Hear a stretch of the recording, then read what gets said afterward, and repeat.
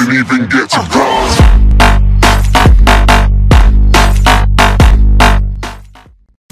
Hey, yo, what's going on? This is Ranger X, and it's been a minute. It's been a minute. I'm in the South, so we had to go through Hurricane Irma, so we're out of power for a little bit. But I'm back, and plus basketball is kind of dead right now. It's an off season, but we just had a major move just happen, and I'm pretty fucking excited. My nigga Carmelo's finally gonna get a ring, yo. This is gonna be the year he gets a ring. If they can work this out, he's gonna get a ring this year. Because Russell Westbrook, he's gonna be the X factor in all this. When Carmelo got traded just yesterday to the OKC Thunder, Westbrook is gonna be the X factor because Westbrook, he likes to shoot the ball. Not necessarily shoot jumpers, but he just likes to have the ball in his hands, and he likes to run everything himself. But he's gonna have to let that shit go. He's gonna have to go back to the Westbrook he was in like 2010, 2011 when they were really scary against the Lakers. Just being generous with the ball, knowing his role, and just being a good engine for the team. You got a player like Paul George on your team who can facilitate an offense, and you got a player like Carmelo who's gonna give you daggers all the time. Nigga, you do not need to be shooting the ball no more, okay? Westbrook, you gotta calm that shit down, buddy. All right, because let this man go to work. This is a good move for the Thunder because, yesterday I was thinking this might be a bad move, and it could be, because if Westbrook does not share the ball, then this is going to be a bad move, because then everyone's going to turn into stat-hungry monsters, where everyone's just trying to go out and go get their 20 plus and fill up their quotas, because everybody's trying to get their contracts right. But Carmelo and Chris Paul, those two guys at this point in their career, they're trying to get a ring. Carmelo's never averaged under 20 points per game in his career. He's a proven all-star. He's an definite Hall of Famer. It's not even a question. Still top 10 in the league, in my opinion. The fact that you guys sleep on this nigga is ridiculous. His worst year, last year, the guy still averaged 20 plus points per game. He does it at will. He hit quite a few game winners last year, and that was his worst year. Come on now, show some respect.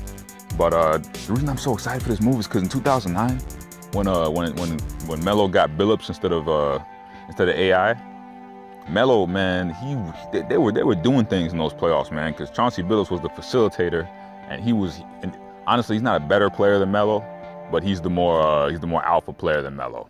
You see, Carmelo, he plays best when there's a better player on the team than him.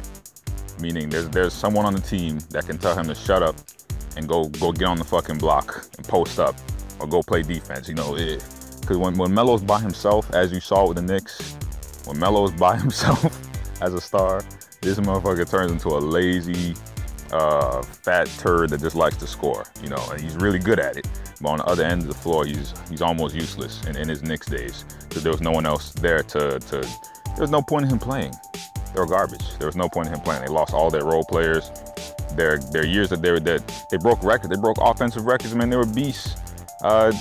They couldn't get past the Heat.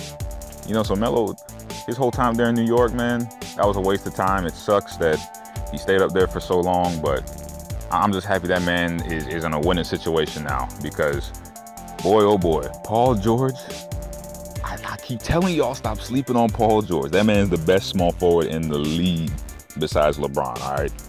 You can't tell me that if Paul George and Kawhi Leonard play one-on-one, Kawhi would beat him, and you can't tell me the same with Kevin Durant. All right, Paul George, he's either better than him in one or both categories of offense and defense, and that's a whole in terms of rebounding, all that stuff combined. So you really have to pay respect to the greats, man. Just honestly, you're telling me that if you watched Olympic basketball and you saw Carmelo, I calculated these numbers. Per 30, this motherfucker averages 27.2 points per game, 8 rebounds per game. Now it's just 2 assists, but 27.2 on 30 minutes and 8 rebounds. Those are superstar numbers. It's not even a question. All right, so pay homage to the greats.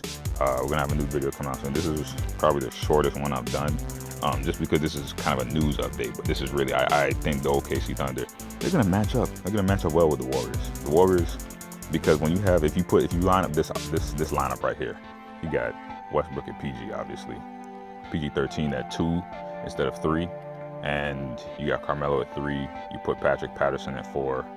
And you have Steven Adams at 5. Now, I'm mad that they lost a twin tower to get this deal done, because Enes Kanter and Steven Adams, they really play well together. But it's not worth, giving up a scorer like Melo, especially when you have a backup power forward like Patrick Patterson that could fill in and do the job. Patrick Patterson this is gonna be his year. He's either gonna have to step up or get out of the league because he has potential to be a good little role player. But sometimes he just doesn't like playing defense. I've seen it with the Raptors. On the closeouts, he's a little bit slow, so on the rotations, it'll be his man that someone else has to cover, and it'll really slow things up. So I would suggest to, honestly, Patrick Patterson, this is going to be his year to either, do his thing or get out the league. I know I said that twice now, but seriously, the dude, he has such potential, man. I'm talking about not being a star or anything like that, but he could really just be a good stretch forward that plays D as well. But on the defensive end, he's just slacking, man. It's like he's bouncing back. He's running back on the fast breaks, like he's just doing his little trot, trying to be pretty. Like, get back, play some defense, man. That's the reason everyone keeps getting beat, because your man gets beat and they cover for you with the help defense. So I think that if they line up PG at 2, and they put Melo at 3, because Melo can't play 2. And Melo, yeah, he can play 4, but then that would force you guys to play small ball. When in the West, with the Warriors, you don't want to play small ball with them. Don't play their game. You want to have a couple bigs down there. You want to, because Steven Adams is going to tear up Zaza Pachulia. He's going to tear him up. Steven Adams isn't a great post player or anything like that. It's just that he's much stronger. He's going, not even a question on the board. Same with Draymond. Draymond gets big road a little too much. He benefits off the players around him. But if you have Patrick Patterson step up, he can sort of contain Draymond, man. You can contain him. Draymond's not no dynamic scorer. Contain Draymond, stop him from making easy buckets, keep him off the boards. And honestly, the Thunder, they have a better set than the Warriors. They have a better 3. They have a better backcourt than the Warriors. Because first off, Westbrook's better than Curry. We're never gonna argue that. All right. PG is better than Klay Thompson. Not even a question. Plus, PG can go back to playing 2, which was his original position. Now he's gonna start taking advantage of the smaller mismatches he has on those guards who are like 6'6" or lower, because he's 6'9". You'll have to excuse this. I'm outside. There's a low plane noise behind me, but it's just passing overhead. But you got Melo, who's 6'8". He's gonna be playing Kevin Durant, and honestly, Melo can go with Kevin Durant, because Kevin Durant, yeah, he's 7'1". But Melo, he has a very, very dangerous post game where he uses a lot of muscle and a lot of jab steps and hezzies to get to his looks. Trust me, Melo, he's like Paul Pierce, where the motherfuckers, they don't look that athletic, but trust me, they will get their shots. The shots that they want, they will get, all right? So really the only position where they're losing at the battle, Kevin Durant's better than Melo, total package-wise. But you're not losing like crazy when you have Melo going up against Kevin Durant. And honestly, it's going to force Kevin Durant to have to play a lot more defense, because if Melo's using them up, if Melo's wearing them out on the offensive end and he's just, muscling them up continuously, he's going to wear out KD. KD's going to get tired. Same with LeBron. You have someone going at that star player. This is why cross-matching is so important, because then when you go back down the field, the court. When you go back down the court, I've been playing a lot of Madden lately.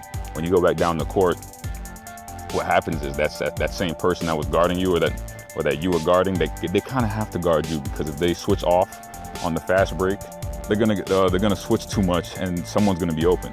It's always gonna cause somebody to be open because there's too much switching and there's a lot of confusion going on. That's usually what happens with the Warriors, because they switch. They usually have Klay Thompson guard the best guard. So what happens is Steph Curry usually gets freed up on the worst guard. So Steph Curry, not only does it benefit on defense, but it's a benefit on offense as well. But if the Thunder do that crap, man, not even a question, all right? The Thunder are going to beat the Warriors, because the Thunder, their bench isn't too bad, and the Warriors, their bench isn't what it was in 2015. They really downgraded their bench. Yeah, man, not even a question. What? The Warriors or the Thunder? I'm taking the Thunder any day, all right? Now, the Warriors, they'll beat the Rockets. The Rockets are going to get beaten in the West. It sucks that Chris Paul went there. Damn, that sucks. But honestly, the Thunder, they're dangerous this year. Watch out for them boys.